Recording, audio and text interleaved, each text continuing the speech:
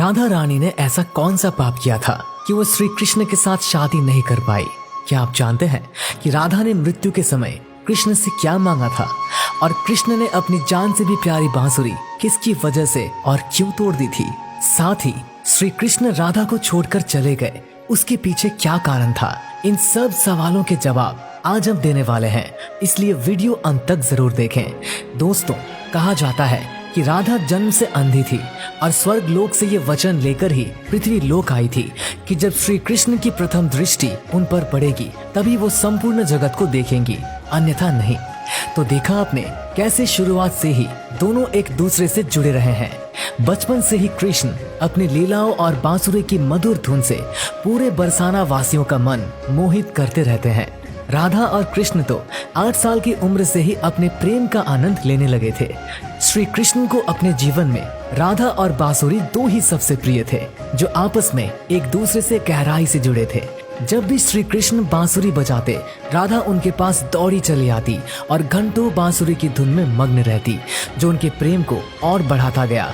वो यमुना नदी के तट पर बैठकर घंटों समय व्यतीत करते थे, पर उनका ये सुखद समय कुछ ही वर्षों का था, क्योंकि जैसे कृष्ण के मामा कंस को उनके वृंदावन में होने का पता चला, उसने तुरंत ही कृष्ण को मथुरा में युद्ध का निमंत्रण दे दिया, जिसके लिए कृष्ण को अपनी यशोदा माँ और पूरे गांव के साथ राधा को भी छोड़कर जाना था। कृष्ण और राधा दोनों को पहले से पता था कि कृष्ण अब वृंदावन वापस कभी नहीं आ पाएंगे और बहुत समय तक एक दूसरे से मिल भी नहीं पाएंगे। तो इसलिए मथुरा जाने से पहले राधा ने कृष्ण से 2 वचन लिए। पहला वचन था कि कृष्ण के हृदय में हमेशा केवल राधा का वास रहेगा, और दूसरे वचन के अनुसार मृत्यु से पहले उन्हें कान्हा के दर्शन होंगे। परंतु इन वचनों को देने के बाद श्री कृष्ण को पता था कि राधा उनके विरह में बहुत विलाप करेंगी, तो राधा हमेशा खुश रहे, इसके लिए श्री कृष्ण ने भी राधा से वचन लिया कि राधा को कृष्ण की याद में अब एक भी अश्रु नहीं बहाना होगा।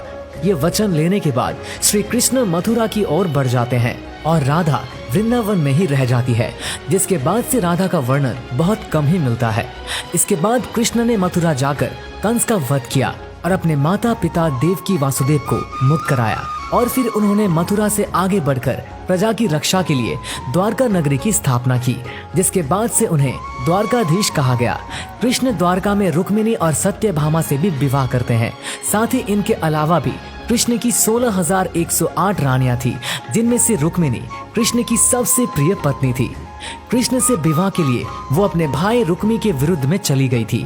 वो प्रेम पत्र के माध्यम से कृष्ण को बुलाकर उसके साथ भाग गई थी। फिर उन्होंने कृष्ण के साथ द्वारका नगरी में सुखपूर्वक अपना जीवन व्यतीत किया और कृष्ण भी अपने दैवीय कार्यों में लीन हो गए।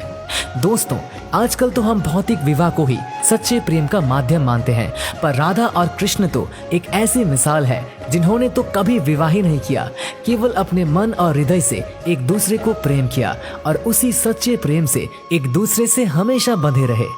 दोस्तों, राधा और कृष्ण के प्रेम की बहुत सी अलग अलग कथाएं हैं, और उनमें से एक प्रचलित कहानी ये है कि श्री कृष्ण कभी कभी सोते ही राधे श्री राधे बोल पड़ते थे, जो श्री कृष्ण की रानियों को अच्छा नहीं लगता था।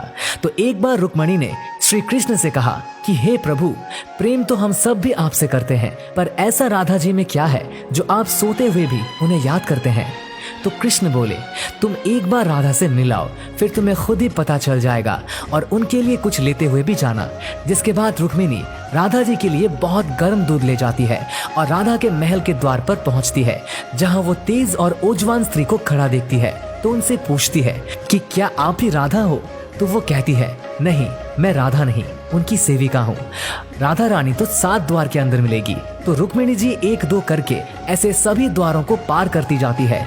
दोस्तों, जब वो राधा रानी के कक्ष में पहुंचती है तो उन्हें पता चलता है कि राधा कई रातों से कृष्ण नाम जपते हुए जागती रही है और अभी ही उन्हें निंद्रा आई है। रुक्मिणी कृष्ण से मिलने की बात उनकी सखियों से कहती है, तो उतने में ही राधा उठ जाती है और कहती है कि कृष्ण ने आज मुझसे मिलने के लिए किसी को भेजा है। रुक्मिणी आश्चर्यचकित हो जाती है। केवल कृष्ण जी का नाम लेने से राधा जागृत हो गई और उन्हीं के बारे में पूछने लगी। इतना ही नहीं, जब राधा को पता चला कि कृष्ण ने उनके लिए प्रसाद भेजा है, तो वो बिना कुछ सोचे रुक्मिणी से वो गर्म दूध लेके पी जाती है, जिसे देखकर रुक्मिणी हैरान हो जाती है। फिर वो राधा जी से बातें कर वापस आ जाती है। ये सब हो जाने के बाद जब रात्रि के समय रुक्मिणी श्री कृष्ण के पैर दबाती है तो देखती है कि उनके पैरों में छाले पड़े हुए हैं, जिसे देखकर वो हैरान रह जाती है और पूछती है कि प्रभु, आप कहाँ पैदल गए थे जो आपके पैरों में छाले पड़ गए? तो श्री कृष्ण बोले, आपने गलती से राधा जी को गर्म दूध पिलाया था जो राधा एक ही बार में पी गई थी, जिससे उनके हृदय में छाले पड़ गए हैं और उनके हृदय में हमेशा मेरे चरण कमल विराजमान रहते हैं, जिससे मेरे पैरों में भी छाले पड़ गए। तो फिर रुक्मिणी को राधा और कृष्ण के प्रेम की पराकाष्ठा का पता चलता है कि प्रेम शरीर से नहीं आत्मा से होता है, जो हमेशा राधा के हृदय में कृष्ण के चरण कमल के रूप में विराजमान रहता है। एक कथा में आता है कि ब्रह्मा जी ने पृथ्वी लोक आकर वृंदावन में पहले राधा और कृष्ण का विवाह करवाया था, पर इसके बारे में ज्यादा जानकारी नहीं है।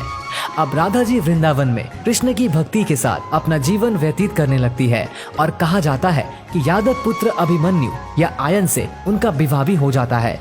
पर अभिमन्यु को महर्षि दहीची का श्राप था कि अगर वो राधा को छुएगा तो भस्म हो जाएगा।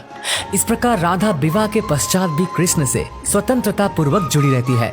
बहुत वर्षों बाद जब राधा अपना वैवाहिक जीवन बहुत अच्छे से निभा लेती है, वो समस्त जिम्मेदारियों से मुक्त हो जाती है, तो फिर वो कृष्ण के पास द्वारका आती है। द्वारका पहुंचने के पश्चात राधा और कृष्ण आपस में मौन रहते हुए मन की अभिव्यक्तियों से घंटों एक दूसरे से बातें करते रहे।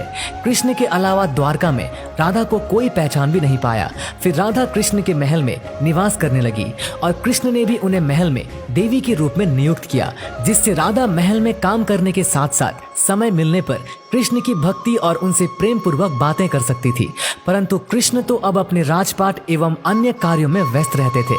दूसरी ओर राधा अपने पुराने कृष्ण को ही याद करती थी, तो कृष्ण का पुराने दिनों जैसा साथ ना पाकर राधा का मन और अधिक व्याकुल रहने लगा और उन्हें डर सताने लगा कि कृष्ण की जो मनोहर छवि उनके हृदय में है वो कहीं धूमिल न हो जाए। इसी डर से राधा ने चुपचाप तरीके से राजभवन और द्वारका नगरी भी छोड़ दी। जिसके बाद ऐसे ही कुछ समय और बिताने के बाद जब राधा का अंतिम समय पास आने लगा, तब उन्होंने कृष्ण का स्मरण कर उन्हें अपने वचन की याद दिलाई। राधा के स्मरण करते ही कृष्ण वहां दौड़े दौड़े चले आए, परंतु राधा की अत्यंत दयनीय स्थिति देखकर वो अत्यधिक भावुक हो गए और उन्होंने राधा से अंतिम समय में कुछ मांगने को कहा, जिस पर राधा ने उनके सामने एक ही इच्छा प्रकट की थी कि वो अपने जीवन के अंतिम क्षणों में कृष्ण का वही रूप देखना चाहती है जैसा वो वृंदावन में देखा करती थी। वो उन्हें वही बांसुरी की मीठी धुन बजाते हुए सुनना चाहती है। दोस्तों, राधा का बस इतना कहना था कि कृष्ण ने अपनी बांसुरी उठाई और वही मीठी धुन बजाने लगे और बांसुरी बजाते हुए कृष्ण और उनकी धुन सुनती राधा दोनों की ही आंखों से प्रेम के आंसुओं की धारा बह रही थी। इतना ही नहीं, बांसुरी की मीठी धुन सुनते सुनते ही माता राधा ने उनके सामने प्राण त्याग दिए, जिसके बाद उनकी मृत्यु से कृष्ण इतने विचलित हो गए थे कि उन्होंने अपनी प्रिय बांसुरी को वहीं तोड़कर फेंक दिया था। तो ऐसे राधा के मृत्यु के साथ ही कृष्ण ने बांसुरी से भी हमेशा के लिए मुख मोड़ लिया, क्योंकि बांसुरी और राधा का एक अद्भुत रिश्ता था। इसलिए राधा की मृत्यु के पश्चात कृष्ण ने अपने शेष जीवन में बांसुरी तो क्या, किसी अन्य वाद्य यंत्र को हाथ भी नहीं लगाया। तो दोस्तों, आपको ये वीडियो कैसा लगा हमें नीचे कमेंट करके जरूर बताइएगा, और अगर आपको ये वीडियो अच्छा लगा हो तो इसे लाइक करिएगा, शेयर करिएगा ज्यादा से ज्यादा लोगों तक, और ऐसे ही और भी धार्मिक वीडियो को फेसबुक पर देखने के लिए हमारे पेज को आज ही फॉलो करें। धन्यवाद।